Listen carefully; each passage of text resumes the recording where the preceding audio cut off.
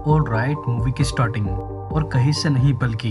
एक छोटे से जंगल के बीचों बीच बने किसी कैंप पे ब्लैकफुट को दिखाकर होती है, जहाँ पर उस कैंप के अंदर मौजूद कुछ 5-6 टीनेज बच्चे जिनके नाम Peter Michael San, Tim and Ben था। ये सभी ही स्टूडेंट्स आधी रात को जगकर बेसिकली किसी के ऊपर प्रैंक करने के बारे में बातचीत कर रहे थे, जो कि ये प्रैंक और किसी पे नहीं बल्कि इसे ही कैंप के केयरटेकर थॉमस के ऊपर करने की सोच रहे थे, जिसके लिए ये सभी ही टीनेज बच्चे थॉमस के ऊपर इस प्रैंक को एग्जीक्यूट करने के लिए अंदर से काफी ज्यादा एक्साइटेड थे। तो बस अब होना क्या था, पीटर और उसके बाकी सभी ही फ्रेंड्स वो सभी ही अपने कैंप से निकलकर पास ही में ही बने हुए थॉमस के कैंप के अंदर जा। शैन वो अपने हाथों में एक बॉक्स लेकर जिसके अंदर किसी तरीके का नकली स्केलेटन हेड था, शैन वो उसको लेकर केयरटेकर के केबिन के अंदर चले जाता है, जहाँ पर वो सोते हुए थॉमस को देख उसके पास से में ही रखी हुई टेबल के ऊपर स्केलेटन हेड के अंदर छोटी सी आग लगाते हुए उसको वहाँ पर रख देता है। एंड सैन वो सीधा बाहर जाकर अपने सभी ही दोस्तों के साथ थॉमस को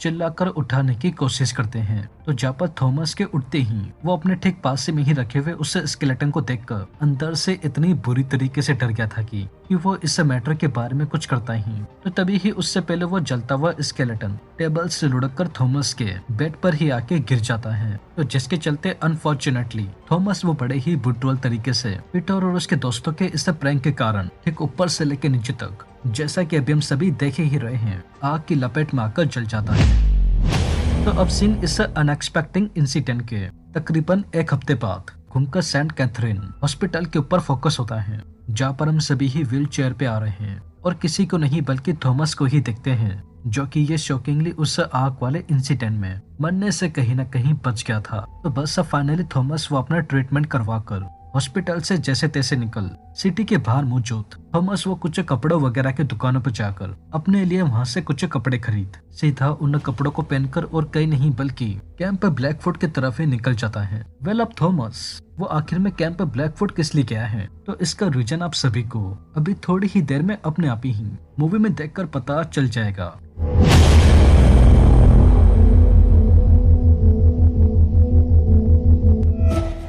तो एनीवे सीन सीधा ब्लैकफुट के ऊपर ही फोकस होता है, जहाँ पर हम सभी ही इस कैंप के अंदर समर ऑफ 81 की गर्मियों की छुट्टियों को अपने दोस्तों के साथ अच्छे से बिताने के लिए कुछ और नए स्टूडेंट्स इस कैंप के अंदर आए हुए होते हैं।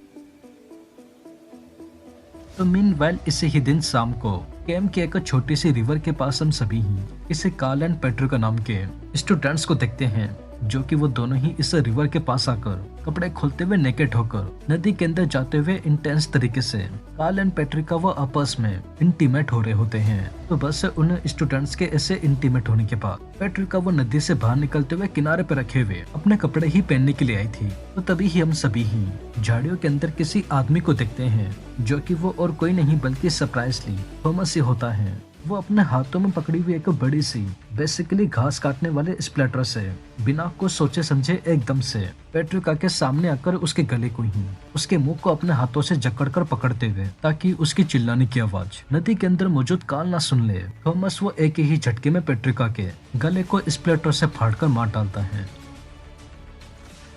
बट बात अभी इधर ही खत्म नहीं होती। वेल नेक्स्ट डे इसे ही रिवर के पास कैंप के कुछ टीनेज बच्चे वो नॉर्मली हर एक काम दिन के तरह बेसिकली एक छोटा सा ग्रुप बनाते हुए नदी के अंदर बोटिंग वगैरह ही कर रहे थे। तो तभी ही इस बोट का लीडर विलियम्स उसको बोट चलाते हुए ठीक अपने सामने की तरफ ठीक नदी के बीचों बीच एक ग्रीन कलर की एक छोटी सी बोट देखने को मिलती है। तो जिसे देखते हुए विलियम्स और उसके सभी ही दोस्त वो इस काइंड ऑफ अनएक्सपेक्टेड सीन को देखते हुए बस जैसे तैसे उस बोट के पास ही जाते हैं देखने के लिए कि उसके अंदर कोई इंसान था कि भी नहीं जो गलती से इस बोट के अंदर फंस गया हो। तो तभी ही उस बोट के अंदर से और कोई नहीं बल्कि वही थॉमस नाम का बंदा निकलता है, जो कि वो अपने हाथों में पकड़े हुए स्प्लेटर की मदद से केन और उसके बाकी सभी ही दोस्तों के उनके हाथ पैर एंड पेट वगैरह को काट कर, जैसे कि अभी हम सभी देख ही रहे हैं, बड़े ही बेरहमी से उन स्टूडेंट्स को जान से ही मार डालता है।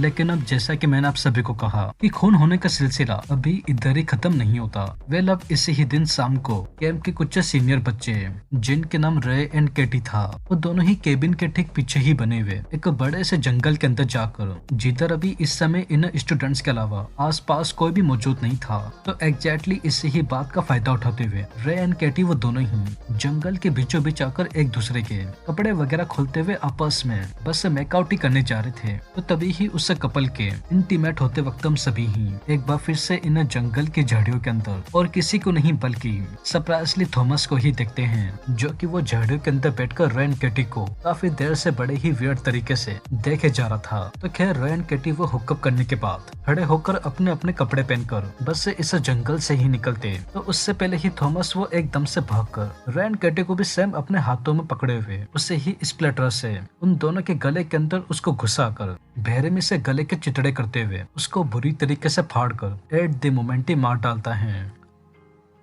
तो हाउएवर अब कैंप के एक के बाद एक इतने सारे स्टूडेंट्स के अनफॉर्चुनेटली ब्रुटल तरीके से मरते ही scene of one last time और किसी पे नहीं बल्कि केबिन के नए केयर टेकर हेनरी के ऊपर फोकस होता है, जहाँ पर ये अपने कैंप में से सभी ही स्टूडेंट्स को ऐसे अचानक से गायब होता हुआ देख बस उनको ढूंढने के लिए जंगल के अंदर ही आया हुआ था, क्योंकि हेनरी को अभी तक ये पता ही नहीं था कि इसके कैंप के ज्यादातर बच्चे वो गायब न होकर बल्कि इसे ही कैंप के एक से केयर टेकर थॉमस के हाथों मर गए थे। तो बस अब हेनरी वो भागते भागते गलती से जंगल के ठीक बीचों बीच बने हुए बेसिकली एक खंडर से दिखने वाले कैंप के अंदर आ जाता है, जो कि ये कैंप सरप्राइजली वही कैंप था जिसमें हम सभी ने ही मूवी की शुरुआत में थॉमस को इसके अंदर जलते हुए देखा था। लेकिन अब इससे भी ज्यादा हैरान कर देने वाली बात ये थी कि हेनरी को इस कैंप के अंदर आते ही इसमें कोई स्टूडेंट्स वगैरह तो नहीं मिलते, बट एक काले कपड़े पहना हुआ बड़े ही अजीब से दिखने वाले जले हुए चेहरे का आदमी देखने को मिलता है, जो कि वो और कोई नहीं बल्कि शॉकिंगली थॉमस ही था।